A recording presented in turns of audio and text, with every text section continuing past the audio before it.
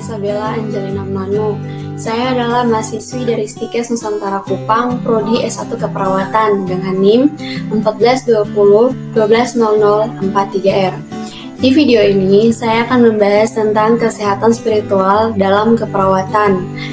Video ini bertujuan untuk memenuhi nilai tugas dari mata kuliah Transkultural Keperawatan 2 yang dibimbing atau dibina oleh Bapak Othniel Blegor. Yang pertama yaitu definisi spiritualitas. Spiritualitas adalah usaha untuk mencapai tingkat mental atau metafisika tertentu di mana pada kondisi tersebut manusia berusaha dengan keras untuk menyatu dengan Tuhannya, menyatu dengan alam semesta, dan menyatu dengan energi di sekitarnya. Spiritualitas lebih diarahkan pada usaha mencapai kedamaian pribadi melalui pemikiran-pemikiran dan pemahaman pribadi yang semuanya bertujuan pada akhir mengkomunikasikan diri dengan Tuhan atau alam semesta ataupun energi. Aspek spiritualitas.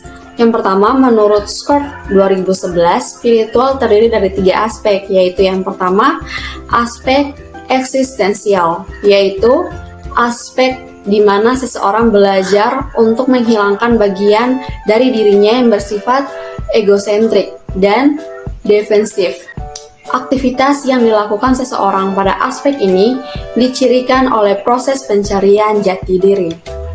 Yang kedua yaitu aspek relasional. Aspek relasional yaitu tahap kesatuan di mana seseorang merasa bersatu dengan Tuhan. Pada aspek ini, seseorang membangun, mempertahankan, dan memperdalam hubungan personal dengan Tuhan. Dan yang ketiga, atau yang terakhir, yaitu aspek kognitif. Aspek kognitif yaitu saat seseorang mencoba untuk menjadi lebih reseptif terhadap realitas transenden. Hal ini dilakukan dengan cara menelaah literatur atau melakukan refleksi atas suatu bacaan spiritual tertentu, melatih kemampuan untuk berkonsentrasi, juga dengan melepas pola pemikiran kategorial yang telah terbentuk sebelumnya, agar dapat memprediksi secara lebih jernih pengalaman yang terjadi, serta melakukan refleksi atas pengalaman tersebut. Nah, disebut aspek kognitif karena aktivitas yang dilakukan pada aspek ini merupakan kegiatan pencarian pengetahuan spiritual. Yang berikutnya yaitu dimensi spiritualitas. Menurut Holt DKK dalam Adami 2006, ada 2 dimensi dari spiritualitas. Yang pertama yaitu dimensi keimanan, melibatkan keyakinan spiritual dari aktivitas yang tak kasat mata, misalnya merasakan hubungan yang dekat dengan Tuhan. Dan yang kedua, dimensi perilaku atau amal, mempunyai ciri dengan adanya aktivitas-aktivitas spiritual yang bisa diamati, serta melibatkan materi-materi religius atau menghadiri peribadatan agama.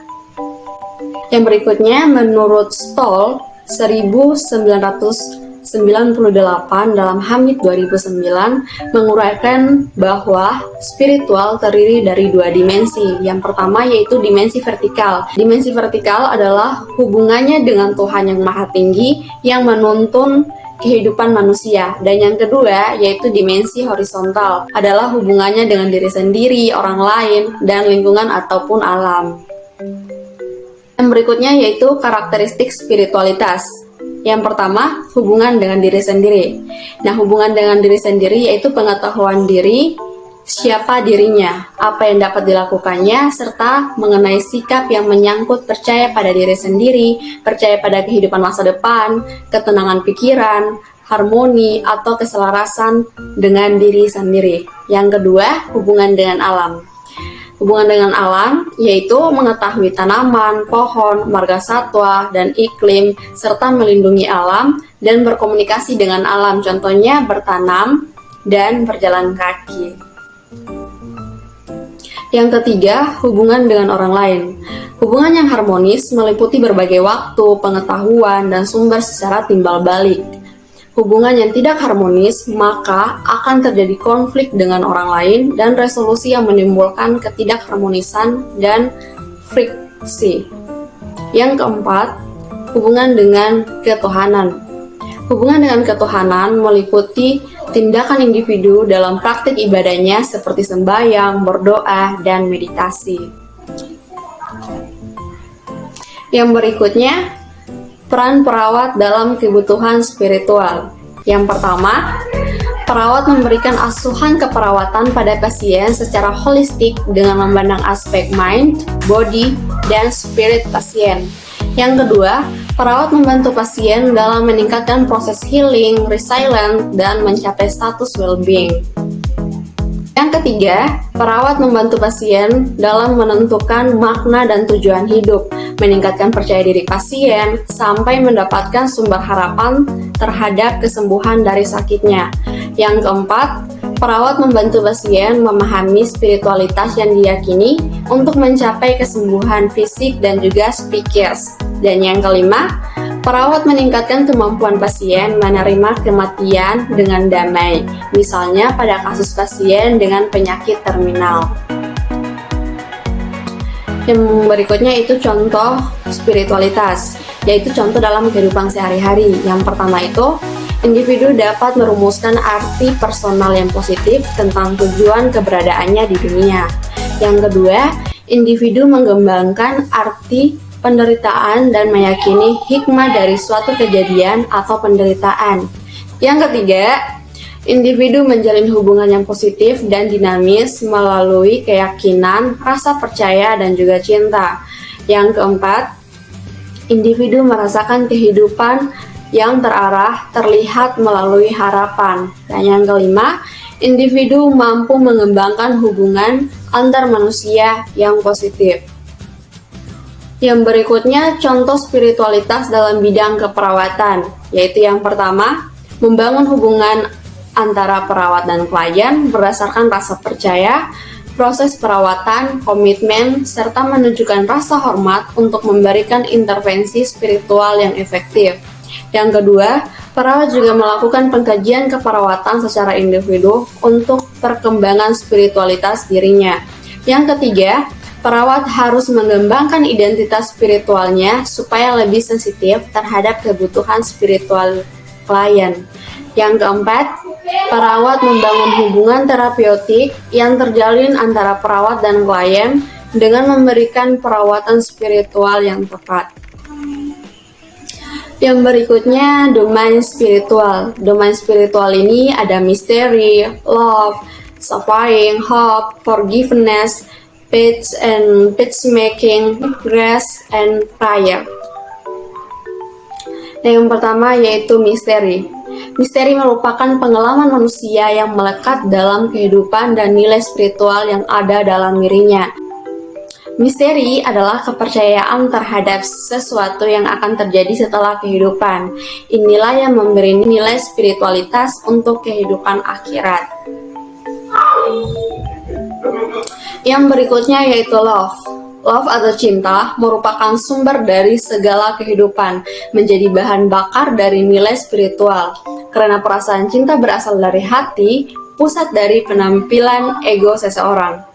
Cinta termasuk suatu yang misterius, terkait dengan pilihan dan perasaan antara memberi dan menerima. Adanya perasaan cinta merupakan kunci dari domain spiritualitas seseorang. Yang berikutnya itu suffering. Keberadaan dan arti penderitaan merupakan domain spiritual. Penderitaan adalah salah satu isu inti dari misteri kehidupan, dapat terjadi karena masalah fisik, mental, emosional, dan juga spiritual.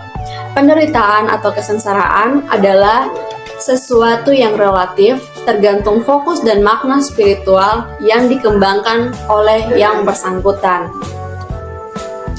Yang berikutnya yaitu hope. Hope adalah harapan terkait dengan keinginan di masa yang akan datang, berorientasi pada masa yang akan datang.